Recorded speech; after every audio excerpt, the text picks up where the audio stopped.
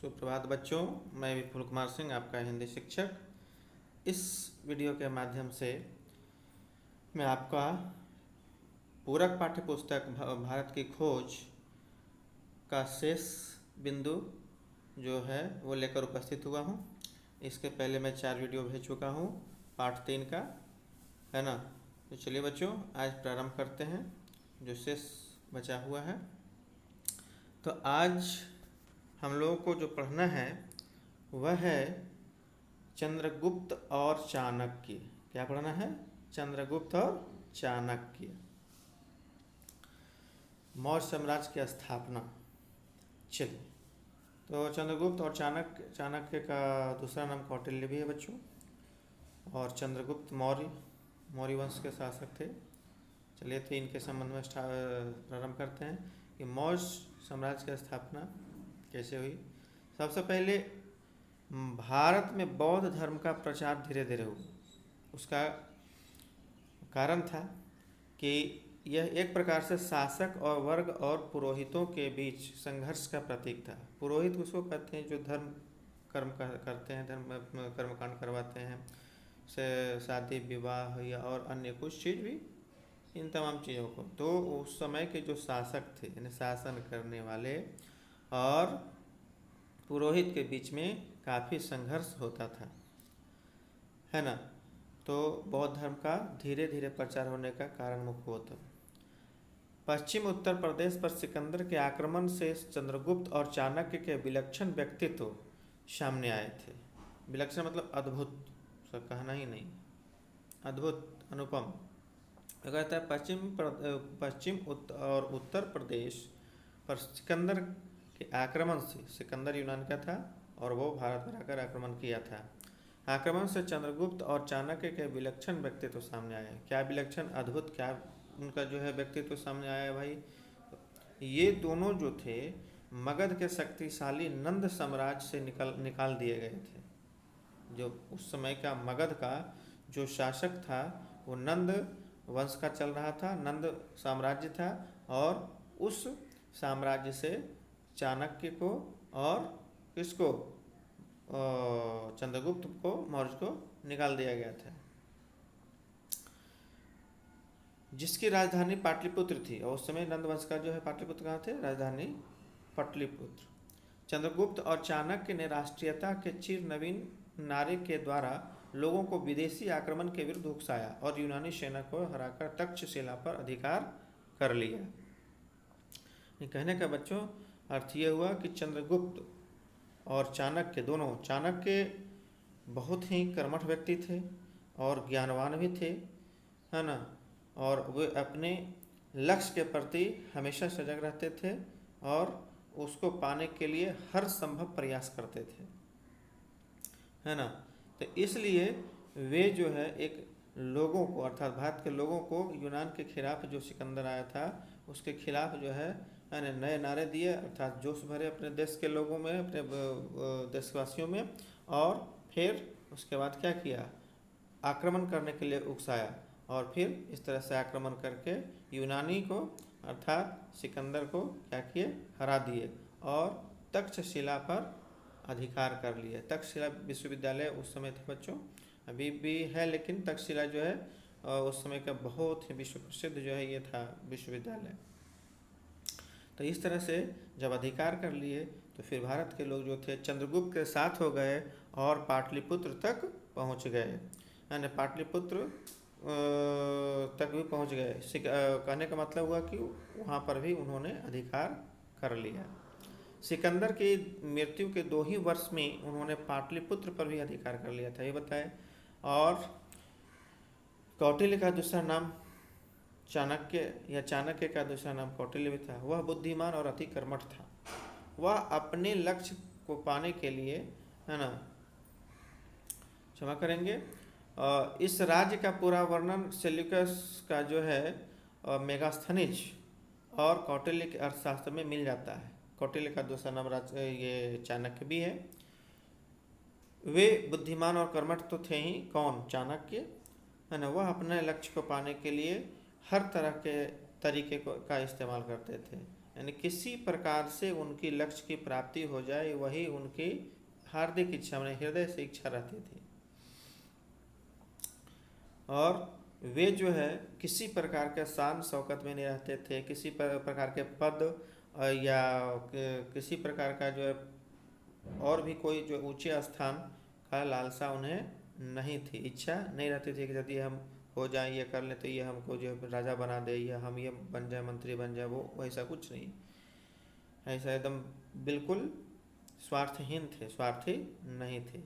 वे सम्राट को भी अपने शिष्य के रूप में देखता था। सम्राट उस समय कौन था? चंद्रगुप्त मौर्य, क्योंकि नंदवंश के जो है यूनान के जो है सेना को हरा करके और फिर अपना चंद्रगुप्त मौर्य वंश का स्थापना किए थे। तो उसका सम्राट कौन थे? तो चंद्रगुप्त मौर्य थे। तो वही कहता है कि ये जो चाणक्य थे, चाणक्य अपने सम्राट को भी अर्थात चंद्रगुप्त मौर्य को भी शिष्य के रूप में देखते थे और शिष्य मानते थे, है ना। चाणक्य के अर्थशास्त्र में चाणक्य के अर्थशास्त्र में अनेक विषयों पर लिखा गया है। चाणक्य जो थे वो बहुत विषयों में लिखे हैं, बहुत विषयों पर अपना जो है लेख लिखे हैं। उनका कहना ही क्या है, उनका अर्थशास्त्र में अहम योगदान है। उनका लिखा हुआ आज हम लोग भी पढ़ते हैं। उसने शासन के सिद्धांत और व्यवहार के लगभग सही पक्षों पर विचार किया था। उसने विधवा विवाह को भी मान्यता दी थी। विधवा उसे कहते हैं जिसका पति मर जाता है, तो विधवा विवाह को भी मान्यता दिए थे। और विशेष परिस्थितियों में तलाक को स्वीकार किया था। माने कोई ऐसा परिस्थिति हो, ज़्यादा दिक्कत हो, तब आप तलाक दे सकते हैं, अन्यथा नहीं। उस समय राज्याभिषेक के समय राजा को शपथ लेनी होती थी, यानी एक ओथ लेना होता था, है ना, कि वह प्रजा की सेवा करेगा। ये नहीं कि अगर राजा बना दिया, राज्याभिषेक हो गया, तो उसके बाद जो हो मनमाना करे, ऐसा नहीं था। इसीलिए उन्होंने राज्याभिषेक के समय राजा को शपथ लेनी पड़ती थी कि मैं अपनी प्रजा का अच्छा से देखभाल करूँगा। और यदि कोई, ये उसमें लिखा हुआ था कि यदि कोई राजा अनीति, है ना, कि अनीति की राह पर चलता है, अर्थात जो नीतिगत काम नहीं करता है और प्रजा का देखभाल नहीं करता है, उसका पालन पोषण का ख्याल नहीं रखता है, तो ये वो प्रजा का ये अधिकार है कि वो उसे हटाकर, अर्थात प्रजा राजा को हटाकर और उसके जगह दूसरे को बिठा सकता है। ऐसा अधिकार दिया गया था। चलिए बच्चों, तो ये बिंदु था आपका, है ना, कि मौर्य वंश की स्थापना कैसे हुआ, है ना, और मुख्य रूप से मौर्य वंश की स्थापना कैसे हुआ, उसके बारे में इसमें पढ़ना था। हम लोग इसमें पढ़े। अब आगे हम लोग को पढ़ना है अशोक के बारे में।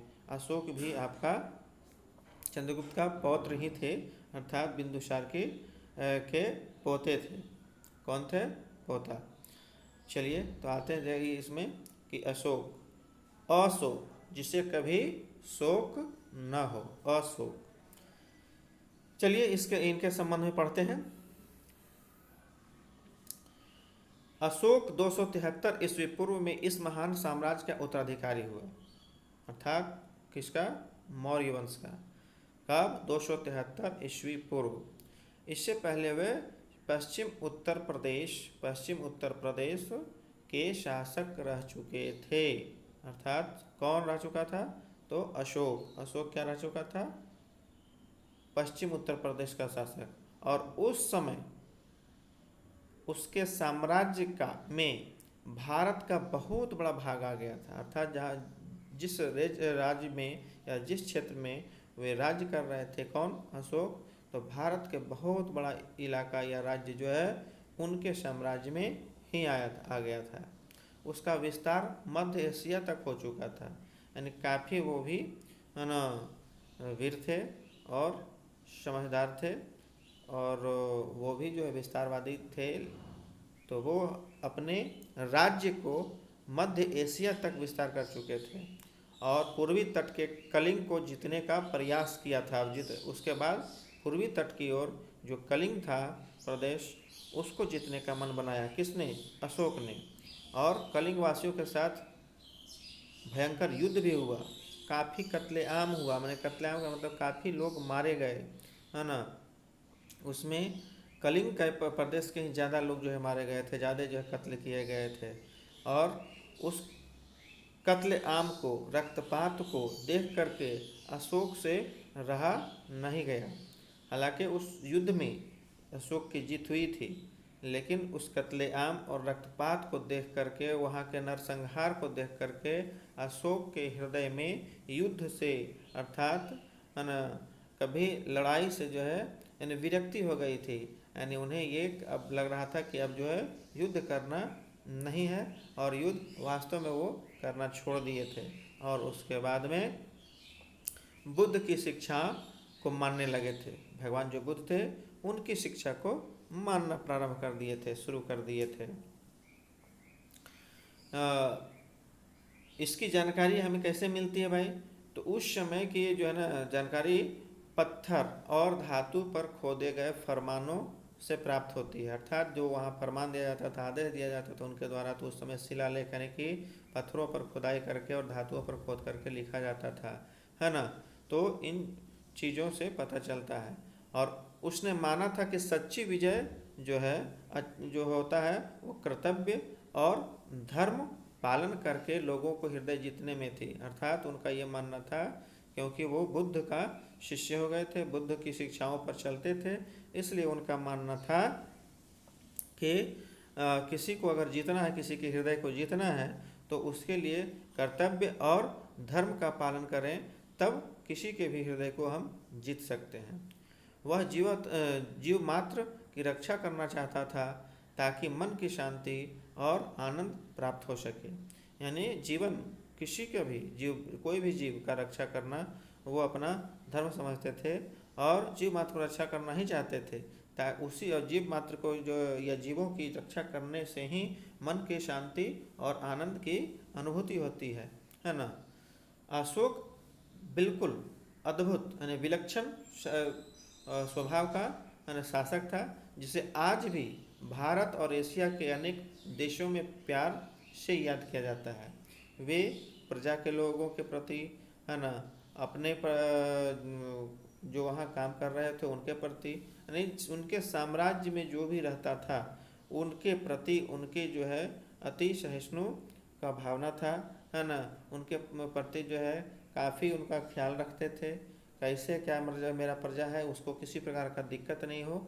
इन तमाम चीज़ों के कारण उन्हें भारत और एशिया के अनेक देशों में प्यार से अभी भी याद किया जाता है।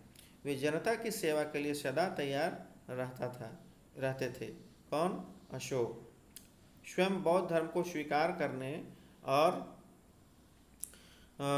दूसरों के धर्मों को बराबर आदर और महत्व देते थे। कहने का तात्पर्य है कि आज के समय में बच्चों के बहुत ऐसे आदमी हैं जो कि क्या कहते हैं, अपना जो धर्म मान लिया उसी धर्म को महान बताता है, उसी को जो है बढ़ा चढ़ा कर बोलता है। लेकिन अशोक में ऐसा नहीं था। वे बौद्ध धर्म को अपनाने के बावजूद भी दूसरे धर्म को उतना ही महत्व देते थे जितना कि अपने धर्म जो स्वीकार किए थे बौद्ध को, है ना। वह बहुत बड़ा निर्माता था। क्या था? निर्माता भी था। कौन? अशोक। कैसे भाई? तो उन्होंने, अर्थात अशोक ने विदेशी और देसी कारीगरों की सहायता से या मदद से, है ना, बड़े बड़े इमारत यानी कि बिल्डिंग भवन बनाए थे, और फिर स्तंभों का निर्माण भी करवाया था, है ना, जो कि आज देख रहे हैं पारासात में अशोक स्तंभ है। और शायद देखते हैं आप कि उसी से जो लिया गया है ना। और अशोक चक्र तो है ही है, जो अपना राष्ट्रीय ध्वज में फहराया जाता है, अशोक चक्र उसी से है। और क्या कहते हैं, तो स्तंभों का वो निर्माण भी बहुत करवाए थे, और इमारतों का भी निर्माण करवाए थे। और 41 वर्ष के तक शासन करने के बाद, उन्होंने कितने वर्षों तक शासन किया? 41 वर्षों तक शासन करने के बाद 232 ईस्वी पूर्व में अशोक की मृत्यु हो गई। कब हो गई? 232 ईस्वी पूर्व में अशोक की मृत्यु हो गई थी। और उनका नाम अभी भी सितारों के तरह सदा चमकता रहेगा। सितारा मतलब स्टार, जो देखते हैं आसमान में चमकते रहता है तारा, ठीक उसी प्रकार इनके कर्तव्यों, इनके कर्मों के कारण, है ना, हमेशा इन्हें इस सितारों के भांति याद करते रहा जाएगा और कर भी रहा है लोग। अब एक बात और थोड़ा सा यहाँ समझ लेते हैं बच्चों, यहाँ इनकी मृत्यु 232 ईस्वी पूर्व हुआ, जबकि इनका 273 ईस्वी पूर्व में जन्म हुआ था। तो देखिए ईसा पूर्व जो है वो थोड़ा सा विपरीत चलता है, उल्टा चलता है ना। ठीक इधर हम लोग का जो सन है, सन में है कि 1 2 3 इस तरह से, और इसमें उल्टा है कि जो जितना अधिक रहेगा वो कम हो जाता है और जो कम आता है वो ज़्यादा होता है, ना कि उल्टा चलता है, इसमें विपरीत चलता है। तो इसीलिए यहाँ पर आप लोगों को कंफ्यूज होने की आवश्यकता नहीं है। तो चलिए बच्चों, इसमें अब क्या कहते हैं, ये भी आपका समाप्त हुआ और अब इससे संबंधित कुछ प्रश्न भी दिया जाएगा, है ना। तो उसका उत्तर आप लोग लिखेंगे और किसी प्रकार का दिक्कत होगा तो हमें बताएंगे, है ना। और चलिए, तो धन्यवाद बच्चों।